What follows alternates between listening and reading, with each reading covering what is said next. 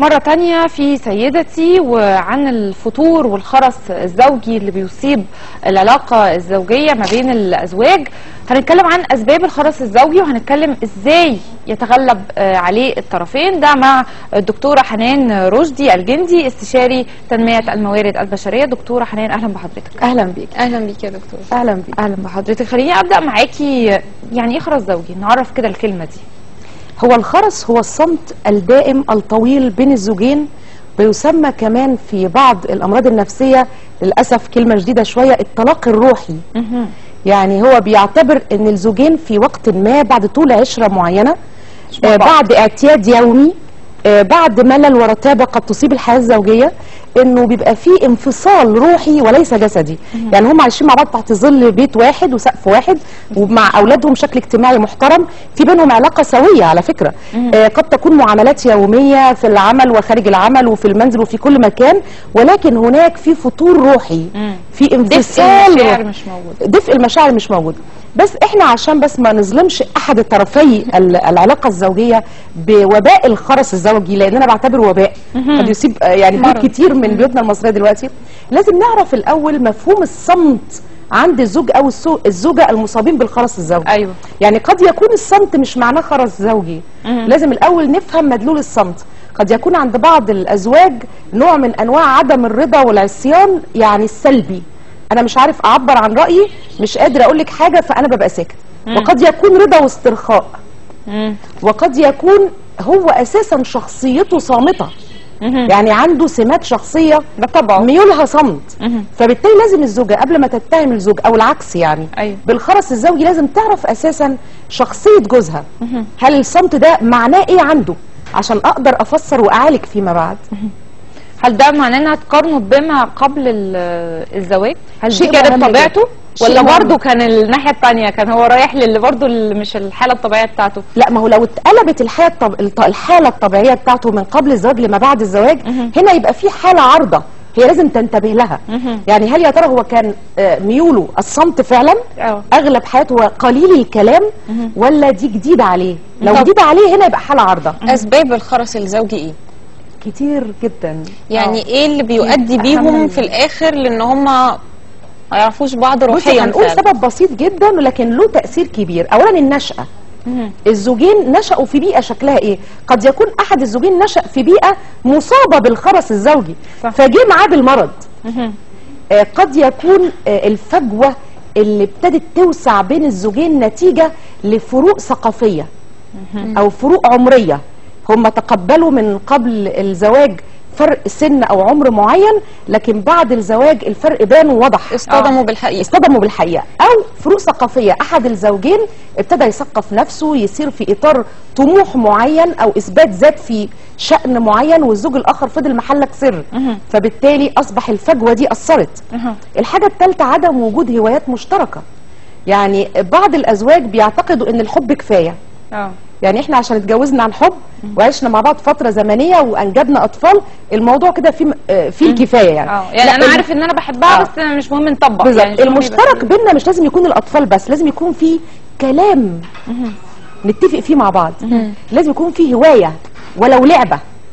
على فكره يعني حتى لو لعبه بسيطه، لو مشي لو رياضه، لو لعبه على في اي وضع ان كان، لو عملتها الزوجة أو تجاوب معها الزوج ده هيقضي على الخرس الزوجي. طب هما ممكن يعني يبقى في أول الجواز ما عندهمش الخرس الزوجي، وإن هم عندهم اهتمامات وعندهم كل حاجة مشتركة، بس بعد فترة برضو بيصابوا بالخرس الزوجي؟ بصي هقولك على حاجة ودي صادمة. يعني أنا لما عرفت موضوع الحلقة أو ابتديت يعني أسأل بعض الزوجات عن اللي بيحصل، صدمت ان في بنات مخطوبه وقالت لي خرس زوجي ايه؟ ده احنا عندنا خرس من دلوقتي. يا ده من بدري جدا. من بدري جدا. فالموضوع اصابني بالذعر يعني. فقلت لها ازاي؟ ده احنا مرحله الخطوبه دي يعني انا مريت بيها وكلنا مرينا بيها، اللي بتبقى اجمل مرحله الانسان بيقول فيها ابدع كلام. فمن الواضح ان في عوامل نفسيه كتير بتاثر على الاطراف حتى في قبل الزواج. يعني كان زمان بنعتقد ان الخرس الزوجي بعد عشره طويله او بعد سنين، نوع من انواع الاعتياد والرتابه والملل ادى الى الخرس الزوجي. انهاء الحوار، ما بقاش في بيننا حوار مشترك، قلنا كل اللي عايزين نقوله. لكن دلوقتي للاسف الخرس بقى في المرحله المبكره بيجي نتيجه الضغط النفسي الظروف الماديه. اه يعني الخطيب او اللي لسه مقبل على الزواج بيبقى عنده متطلبات مسؤوليه ده ومسؤوليه، شاف ان هو بيحب الشخص دي وبيعزها وعايز يبني معاها كشريكه لحياته وبيت، لكن في نفس الوقت هو مصدوم بانه عليه بوابل من الاعباء كتير جدا، فما بتديلوش فرصه انه يخرج في اطار حوار عاطفي او حوار نفسي يعني او معنوي. لا، الحته دي هو مش قادر يحس باهميتها، شايف انه الاهميه الكبرى انه ينشئ البيت بسرعه ويخلص الاجراءات اللي وراه بسرعه عشان يتم الزواج يعني. أيوة. فبيصاب بالخرس الزوجي مبكرا جدا من قبل الجواز. طب خليني اقول لحضرتك انه من قبل الزواج، من قبل الارتباط كمان، يعني طبيعه المراه غير طبيعه الرجل. البنت عامه بتبقى بتميل انها تحكي، يعني بتحصل لها اي مشكله او اي حاجه بتميل انها تحكي مع مامتها او تميل انها تحكي مع اختها او مع اصحابها. الراجل غير كده، مش ده طبعه. فهل ده المفروض ان هو يراعى بعد الزواج، ان انا اكون مدركه ان الشخص ده غيري، هو مش راجع عنده مشكله، هو مش هدفه انه يتكلم معايا بالاصح. الكلام اللي انت قلتيه علميا سليم 100%. احنا بنشبه عقل الرجل بالصندوق، وعقل المرأة هو العقل العنكبوتي. العقل الصندوق اللي هو عنده صناديق مقفلة جوه عقله، لما بيخرج بره اطار صندوق لازم يقفله الاول وينهي الموضوع بتاعه، بعدين يدخل في الصندوق الاخر. عشان كده تلاقي الزوج لو قاعد بيفكر في حاجه معينه وجت الزوجه اخترقت هذا التفكير بكلام عن اي شيء مهم هي شايفه من وجهه نظرها حاجه تخص الاولاد او هو ما بيعيرهاش اهتمام، فهي بتعتقد انه مش مهتم بيها، نوع من الاهمال ليها هي. هو مش اهمال ليها، هو عقله فعلا لا يحتمل التفكير في امرين في اتجاه واحد، في وقت واحد. ما ينفعش، لازم ينهي هذا الامر. عشان كده دايما بننصح الازواج نقول لهم لما تدخلوا البيت يا ريت تحطوا مشاكل الشغل على الباب، وانتوا خارجين يبقوا خدوها، لان هو لو دخل بيها بالتالي هيبقى شاغل نفسه تماما في عقله اللي مكون من صناديق. اما السيده بقى في عقلها عنكبوتي للاسف عندها طاقه جباره، يعني تقدر تتكلم في الموبايل وتقدر تسمع مسلسل تركي وتقول لك كانت ايه، قالت له ايه ولا قالت له ايه، وتقدر وهي واقفه في المطبخ تبقى تسمع المسلسل وتتكلم في الموبايل وتعمل اكله كويسه جدا تطلع ممتازه معاها. اعتقد ان هي مشكله ان هي كمان ان هي مستنيه زوجها بعد ما يرجع من الشغل، ما شافتوش طول النهار، فبتبقى عندها نوع من انواع العاطفه او المشاعر ليه، بس طبعا بتقابل انا يمكن باهمال او هو يعني تعبان. انا بأسرع بقى بالنصيحه دي للزوجات، وانا عايزه اوشوشهم بقى بالكلمه الصغيره دي، ويا ريت كل الرجاله يسدوا ودانهم هم اللي يسمعوني. يعني لا تغدقي على زوجك العواطف بلا مبرر او بلا، عايزه اقول ايه، مش بلا مقابل عشان ما تبقاش الكلمه سيئه، لكن لازم تحسسيه ان لازم يكون عنده رصيد عشان يقدر يسحب من هذا الرصيد. الله عليك. لكن طول ما عندوش رصيد وجي يسحب بكارت الفيزا اكيد المكنه هتقول له ما فيش رصيد. فانت لازم ما تعيليش كل احتياجاتك العاطفيه عليه. لازم يبقى ليكي صديقه، ليكي اسره، ام اب اخ قريب منك، ليكي اولاد قد يكونوا بعد مرحله عمريه معينه هم كمان اصدقاء ليكي. فلما تتشعب عواطفك وتغذي عواطفك بناس كتير حواليكي مش هتحسسي جوزك، لان من الحب ما قتل. مش هتحسسيه بجزئيه ان انت الوحيد اللي باخد منك، انت المصدر العاطفي الوحيد ليا. فبالتالي هو هيحس انه مكبل باغلال الحب، وانت شايفه ان بالعكس انت بتغدقي عليه العطاء والحب. فانتوا الاثنين هتبقوا ند لند، على الرغم ان انت نيتك صح وهو نيته صح. اختلاف التفكير فعلا. هل وجود اهتمامات بقى يعني مختلفه عند المراه بيساعد على الجزئيه اللي حضرتك بتتكلمي فيها دي، انها تكون بتعمل، او حتى لو مش شرط انها وظيفه، بس في اهتمامات اخرى بتقلل من الفكره دي انها يعني تغدق على زوجها بالمشاعر دي حقيقه. بس احنا مش عايزين نعيل الوظيفه كل العائل بصراحه على الموضوع دوت. لا مش شرط لان مش شرط. اي اهتمام رياضه حتى بالظبط. في زوجات كتير ما بيشتغلوش يعني، ولا يعني امراه غير عامله متعلمه ومثقفه، بس بتقدر ان هي اولا المراه لما بتتعلم وبتتجوز وما بتشتغلش بيحصل عندها حاجه على النقيض من العمل، هي شايفه ان اللي بتعمل فقط هي المثقفه. الكلام ده خاطئ. لا خاطئ طبعا. في بنات كتير بعد ما بيخلصوا فتره الدراسه وبيتزوجوا وما ما بيشتغلوش للاسف بيفضلوا محلك سر، وده في منتهى الخطوره. يعني بيجي الزوج ما بيلاقيش ثقافه مشتركه، تطور من بيجي يتكلم عن حاجه حصلت في الشارع، بيجي يتكلم عن سياسه، بيجي يتكلم عن ثقافه معينه، عن ما بيلاقيش رد فعل. ما بيلاقيش رد فعل. بيلاقي واحده بتستقي كل علمها من مصدر واحد اللي هو وكمان بتبقى ما عندهاش القدره او الرغبه في انها تشترك معاه في الحوار ده. صح. هي عايزه فقط حوار اطفال حوار عن حبنا، حوار عن مصروف البيت.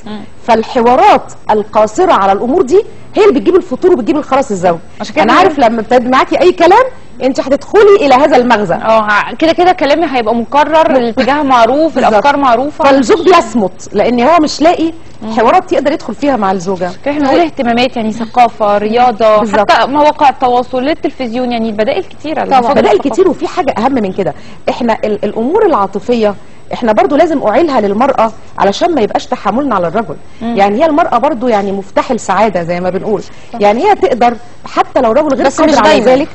مش دايما عايزينها لازم بقى هي لازم يبقى عليها المرأة بصراحة ليها عامل كبير علشان ابقى صراحة. يعني هي مفتاح سعادة وبناء اي مجتمع سليم ناتج من نواة الأسرة اللي هي بتبنيها. هي المصنع اللي بينتج الافراد اللي بيكونوا بعد كده مجتمع، فلازم يبقوا اسويه. وعشان الاطفال يبقوا اسويه لازم البيت كله يبقى سوي. فالزوجه المفروض تخلق يعني عايزه اقول ايه، نقاط صغيره للعاطفه قد تكون في منتهى البساطه، ولكن كل شيء معتدل صح. يعني مثلا مكالمه تليفون دلوقتي، يعني بقى في موبايلات غير ايامنا. يعني مكالمه تليفون في وسط العمل، وما تبقاش غرض المكالمه انت ما سبتش مصروف البيت، انا عايزه عامل مشكله او هات وانت جايه حاجه. يا ريت، لا يا ريت انا بسال عليك ازيك دلوقتي، انت عامل ايه؟ طيب ان شاء الله ترجع بالسلامه. عارفين يعني حاجات في منتهى البساطه قد تؤدي الى حياه زوجيه سعيده. بس في مشكله في النقطه دي، ان هو ممكن ما يقابلش ده بان هو يستوعب اللي هي بتعمله ان هو اهتمام او حب، فما تلاقيش رد الفعل من ناحيته، فهي عملت مره واثنين وثلاثه بس خلاص بعد كده ما بتلاقيش. انا معاكي، احنا برضو بشر، يعني انا مش ملاك واي زوجه ما هياش ملاك، بتحتاج الرد الفعل يكون سريع وتشوفه بعينيها. بس انا عايزه اقول لك على حاجه، لو الزوجين فضل يعني طالت بينهم عشره بسنوات معينه، مهما كان الرجل من جمود اكيد بعد مره واثنين وثلاثه زي ما انت بتقولي هيبقى في تغيير، ولو 1% تبقى نجحت. لكن الزوجه اللي بتبقى عايزه التغيير وقتي سريع وسريع او منتظره، يعني هي بتديله الحاجه او بتعمل وبعدين تقول له ها مبسوط ولا هترد. هي دي نقطه مهمه، ان احنا مش لازم ننتظر بقى مقابل للي احنا بنعمله. طالما بتعمل حاجه يبقى صعب جدا انتظار المقابل، لان احنا ما احناش ند لند. يعني احنا برضو يعني زوجين تحت سقف واحد. وبعدين في حاجه في منتهى الخطوره، لو انت دخلتي حياتك الزوجيه وشعرتي في اول يوم من حياتك الزوجيه ان دي حياتك وسوف تستمر الى الابد، وان لا فصال لهذه الحياه، هتتعبي قوي علشان تكملي. صح. لكن لو انت عارفه ان انت ممكن في اي لحظه تقلبي الصفحه، يبقى مش هتحاربي. خليني اقول لك ان اهتمام المراه بمظهرها، هل ده بيسيب اثر على بيسيب انطباع كده عند الزوج ان انا مهتمه بيك؟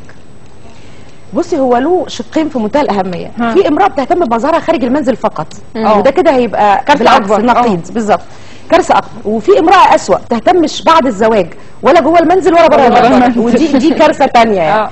لكن المراه اللي بتهتم بنفسها في جميع احوالها، يعني بتراعي ذاتها، لان الانسان اللي ينكر ذاته تنكره ذاته. صح. ده علم نفس. يعني المفروض انا اهتم بذاتي حتى تهتم بيا ذاتي. واول اهتمام الانسان بذاته هو على الاقل المظهر الخارجي. فالرجل لازم لما يدخل بيته ويلاقي امراه بتهتم بنفسها، لكن مش وهي بس خارجه معاه رايحه مناسبه او رايحه تزور حد او رايحه تتفسح، هي بتتأنق. هو عايز انها تتأنق له افضل من اي حد تاني يشوفها. ده بيساوي انها مش مهتمه بيه. والاهم من التأنق التغيير، وده عندي افضل من التأنق كمان. يعني لو انا متأنقه بلبس حاجه معينه، يعني بسرح شعري بطريقه معينه في بيتي، فبالتالي هو شايف ان الستاندر ده هو بيشوفه كل يوم. فلو انا كنت ملكه جمال وبيشوفني كده يومي، برضه هيزهق على فكره. هو الراجل بيزهق بسرعه؟ بالظبط. طبعا ملول لاقصى درجه تتخيليه. ملول حتى من اللفظ. يعني انت لازم تغيري، مش زيك وبس، حتى طريقه كلامك. لا ده كده كتير يعني كتير. فعلا الزوجه او السيده عليها عبء جامد جدا، ان هي بالزبط. تحتويه وتحتوي الولاد وتحتوي كمان مظهرها وشكلها علشان ترضيه. طيب الحياه اللي فيها الخرس الزوجي بتؤثر على الاطفال؟ ده منتهى الخطوره على الاطفال. اولا البيت كده ما بيبقاش فيه حوار، لان لو كان في بين الزوجين ما فيش حوار، فهل تعتقدي هيكون في حوار بين احد الازواج وبين الابناء؟ استحاله، لانه اساسا البيت كله عايش في صمت رهيب. فبالتالي ما عندهمش القدره على التحاور مع الابناء. بالاضافه ان الاسر اللي فيها خرس زوجي، الزوج والزوجه بيبقى عندهم قصور عاطفي ومعنوي، فما بيقدروش ينقلوا للاطفال الحب والود والتراحم والتقارب، علشان يقدروا انهم يعني ينتجوا اطفال اسويه وعندهم توازن في سلوكياتهم. فبالتالي الاولاد كمان ما بيلاقوش حد في البيت يقدروا يتحاوروا معاه، يقدروا يتكلموا معاه، فبيصاب البيت كله بالصمت. فطبعا بيأثر على الاولاد وعلى التنشئه، وبيطلعوا غير اسويه. وبالتالي بيأثر على الزوجين في حاجه مهمه، بيعمل تباعد. احنا في مشكله كبيره، احنا لازم يبقى في بينا لغه حوار علشان اعالج الخرس الزوجي. ايوه. لغه الحوار دي ان يكون في الامور الثابته اللي بينا تعريفاتها واضحه. زي ايه؟ يعني ايه؟ يعني انا الحب عندي معناه ايه؟ معناه ان حد يقول لي كلمه حلوه. هو الحب عند زوجي معناه انه يشتغل ويصرف على البيت وانه يراعي اولاده. طول ما المعنى عندي مختلف عن المعنى عنده، طول ما احنا مش هيبقى في بينا تقارب في الحوار نهائي. مثلا معنى صله الرحم ان انا اروح ازور المريض لغايه بيته، هو معناها انه يرفع سماعه الموبايل يطمن عليه، وهكذا معاني كتير في الحياه. في الحالات دي بيعملوا ايه؟ لازم نلتقي في معنى ومعيار. ما ينفعش انا زوجه اوزن بالكيلو والزوج يوزن بالرطل، فبالتالي عمر الميزانين ما يطلعوا صح.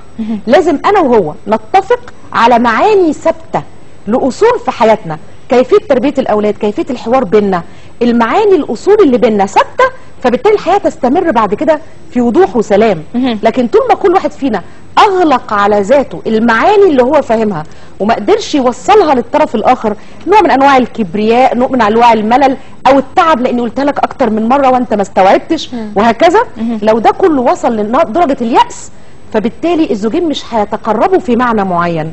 فهيحصل بينهم ايه بقى اللي يقدروا يكسروا بيه الكلام ده؟ الصمت اللي هو الخرس الزوجي.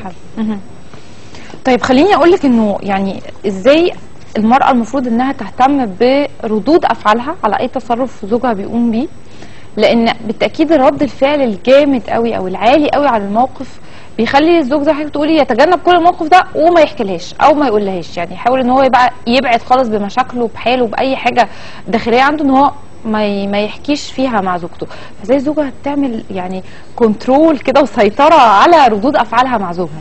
بصي بمنتهى الامانه السؤال اللي بتقوليه ده اصعب سؤال، لاني مهما يعني بصراحه يعني ان كنت انصح الاخرين فانصح نفسي اولا.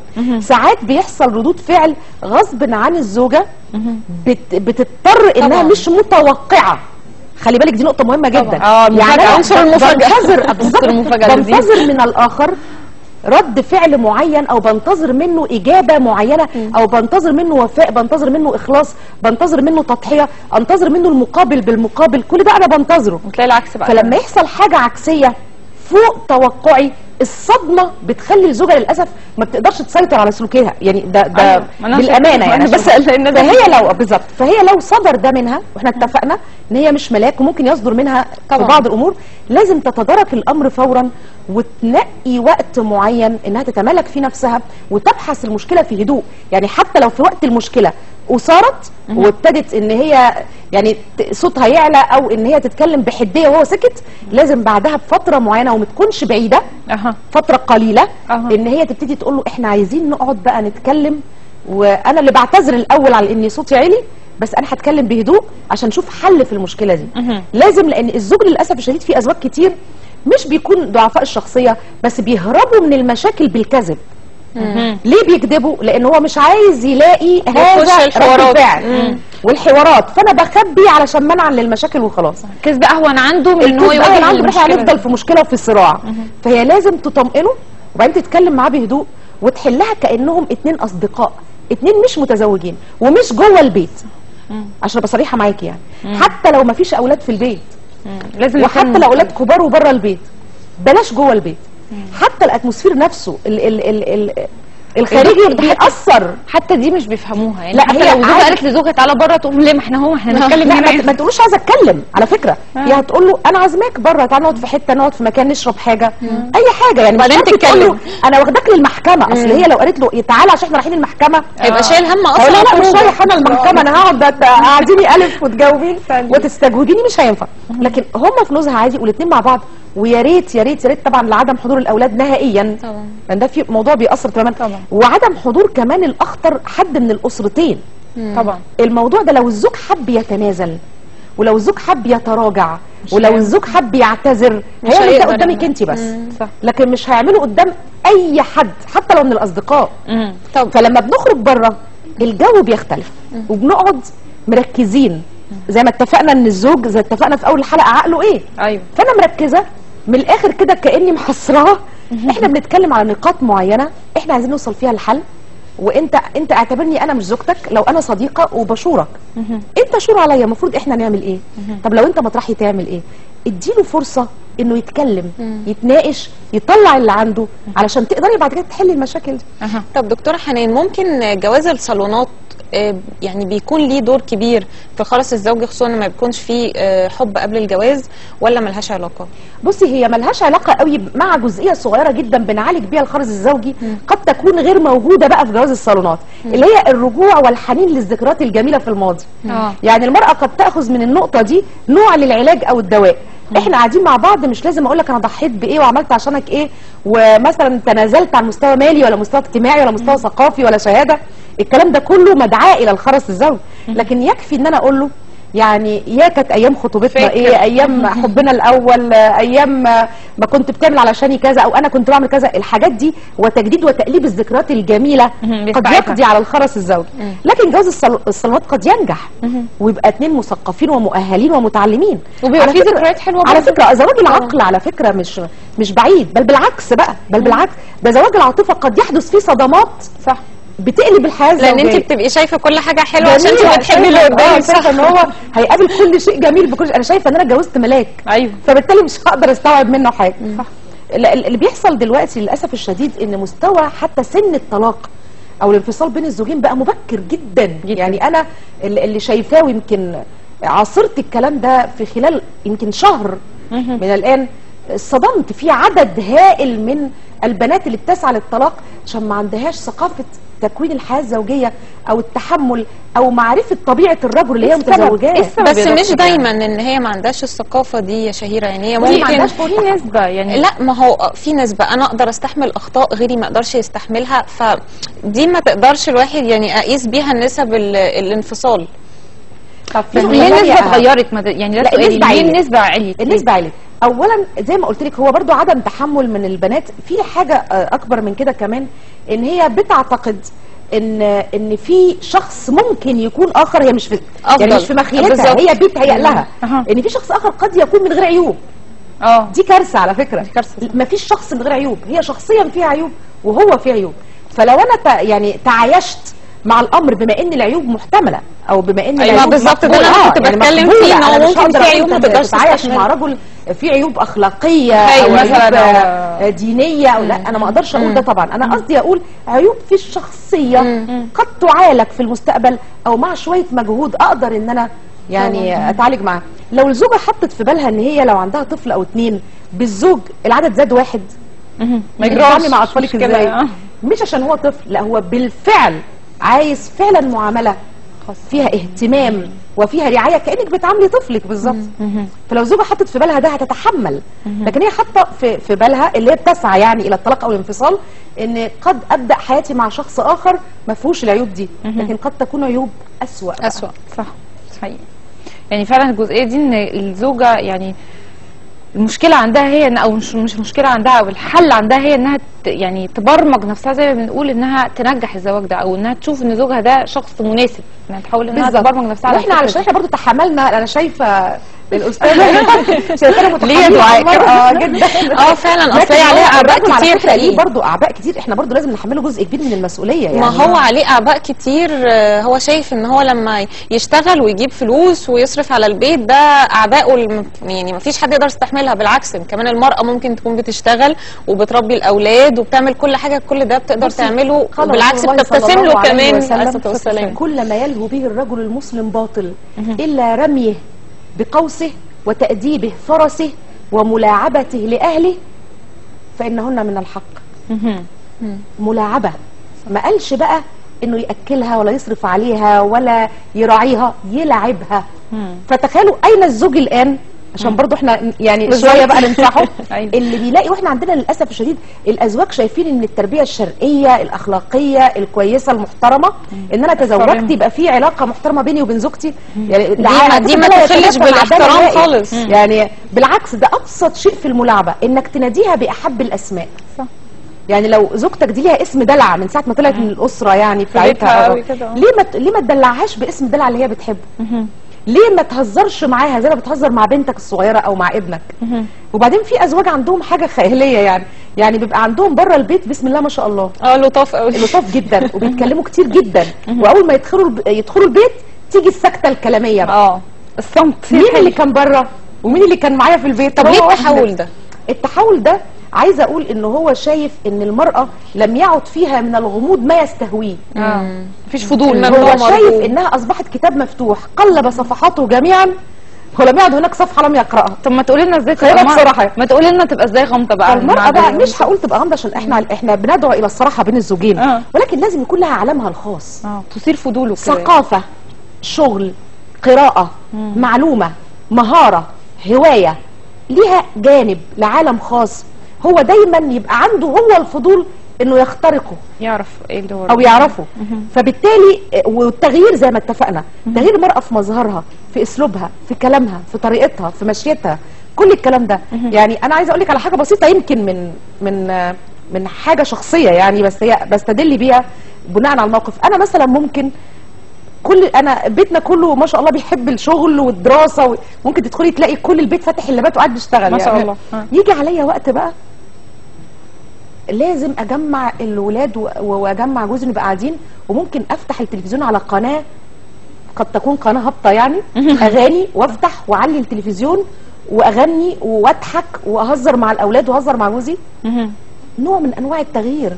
احنا عندنا مشاكل زي الناس كلها، صح. اسره مصريه عاديه طبعا، ولكن لازم الخروج من بوتقه وعنق المشكله، صح. عشان اقدر اعمل ريفرش لحياتي، اقدر بعد كده لما اعود لشغلي او اعود لمعامله زوجي واولادي الحياه يبقى فيها جديد. لكن طول ما انا حابسه نفسي جوه المشكله والموضوع، ولا انا مش هعمل ده، كفايه اللي هو عمله، كفايه اللي هو بيتعامل معايا فيه.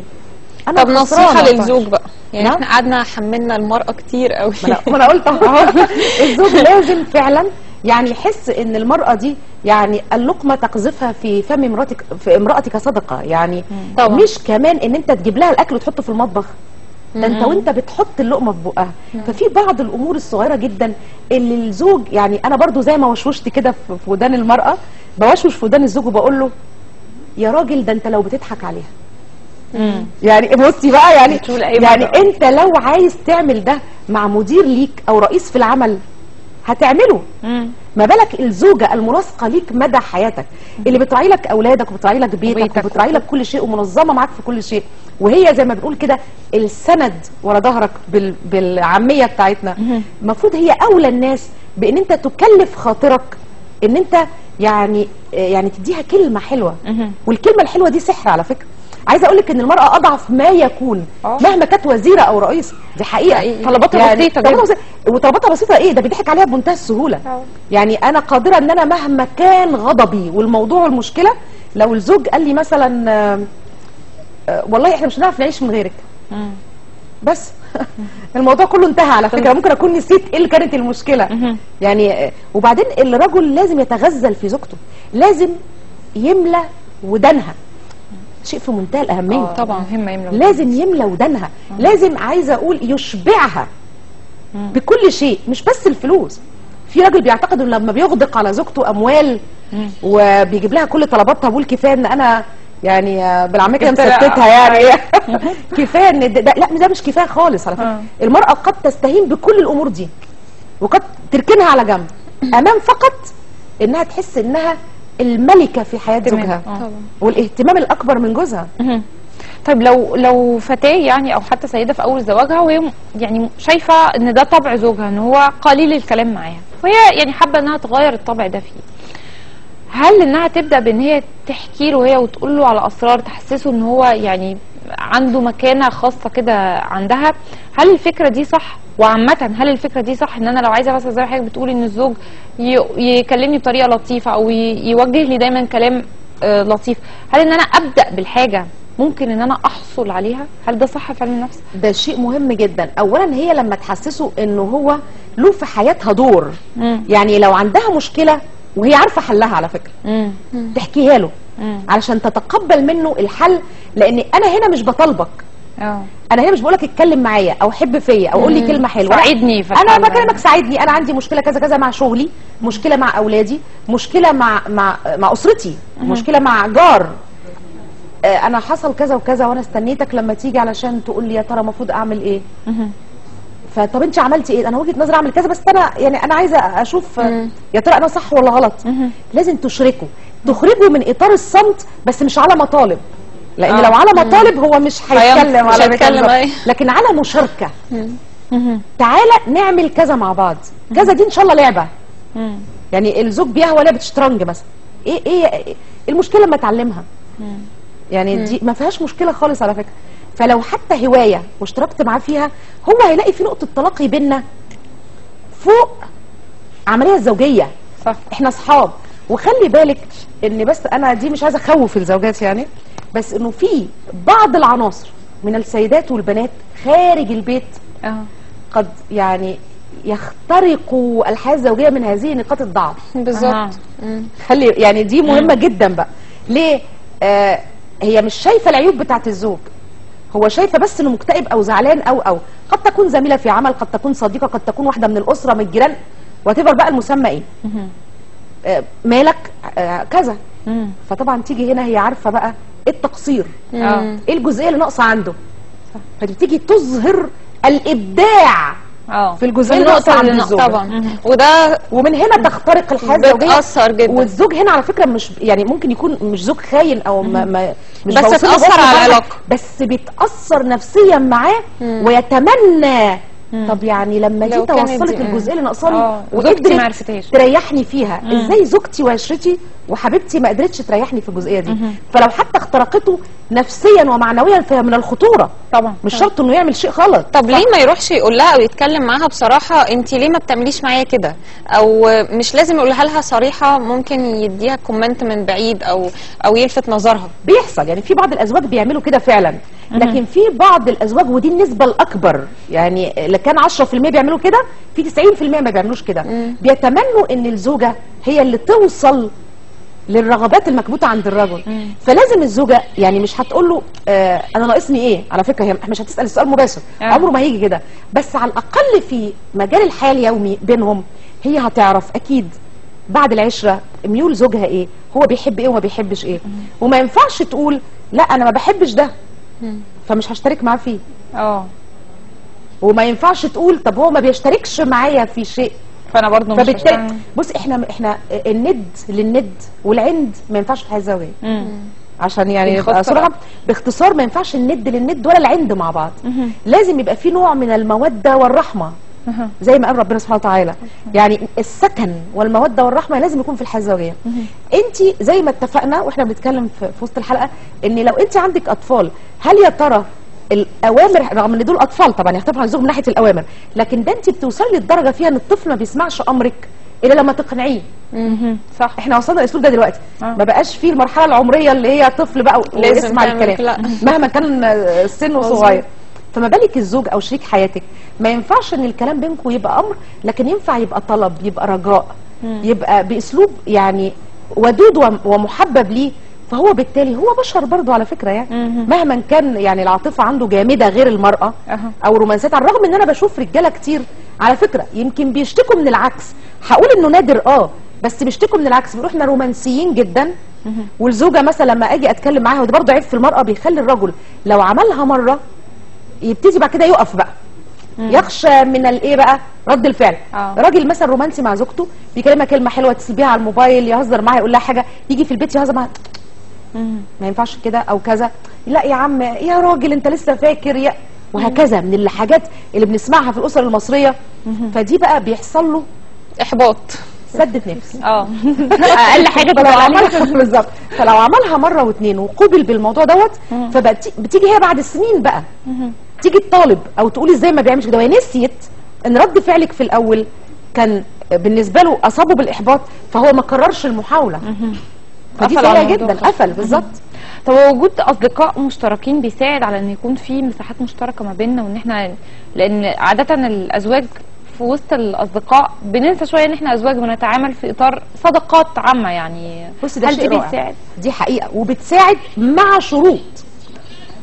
شروط ايه؟ ان الاصدقاء المشتركه مشتركه في القعده، مشتركه في الهوايه، مشتركه في مجال ثقافي او علمي بنتكلم فيه، ماشي، بس إيه؟ مش مشتركين في ان احنا نحكي مشاكلنا الزوجيه الداخليه. اوكي. لان دي ممكن يدخل منها كوارث يعني. طبعا. نشكر حضرتك دكتورة حنان رشدي، استشاري تنمية الموارد البشرية. نشكركم مشاهدينا، ويا رب تكون استفدتوا واستمتعتوا معانا من الأخبار ومن فقرة الخرس الزوجي. استنونا وحلقة قادمة من سيدتي إن شاء الله.